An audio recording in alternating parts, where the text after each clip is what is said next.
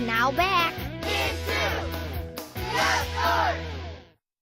We've just seen the early stages of cheese making, from the pasteurizer to the vat to adding the ingredients.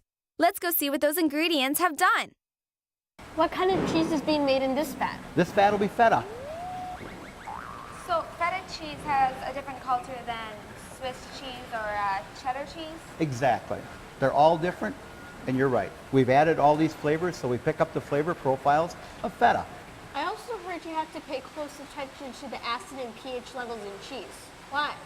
Well, first of all, we're using the acidity to measure how the milk was handled the night before and how it was cooled and taken care of. Now we'll use the pH to measure the mass of cheese and how the pH continues to drop in the cheese and measure the quality. So there's also a little bit of artistry in cheese making too, right? There's a tremendous amount of artistry.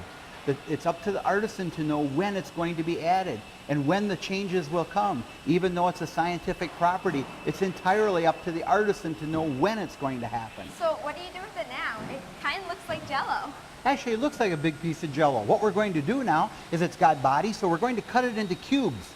The cubes in turn will allow the whey to leave, and as that leaves, the cheese will go to the bottom and the whey will come to the top. Remember your equation, it was 10 to 1, so now we've got the cheese in the bottom and we've got the whey in the top. So what's whey? Whey is the water, the protein, and the lactose that are left after the scientific part of making the cheese. But the whey is leaving. Let's go see where it's going. Okay.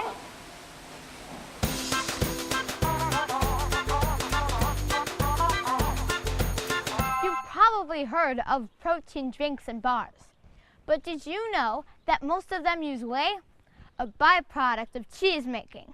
You can also find whey in many other products, such as cake mixes, hand lotion, baby formula, and even chapstick.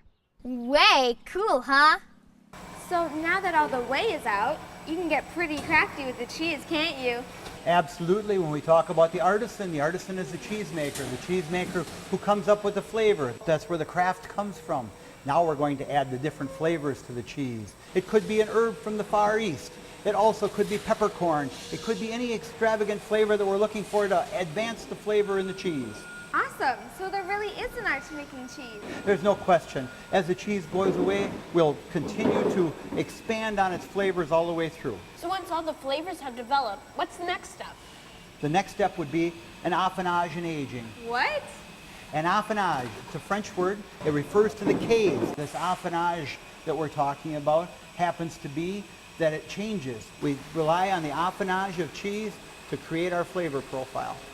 I don't know about you, but all this talk about cheese is making me hungry. If you've got a hunger for more information, log on to intotheoutdoors.org. Don't you dare go away, because when we come back, we're going to carve deeper into the art and science of cheese making. Don't go away, there's more.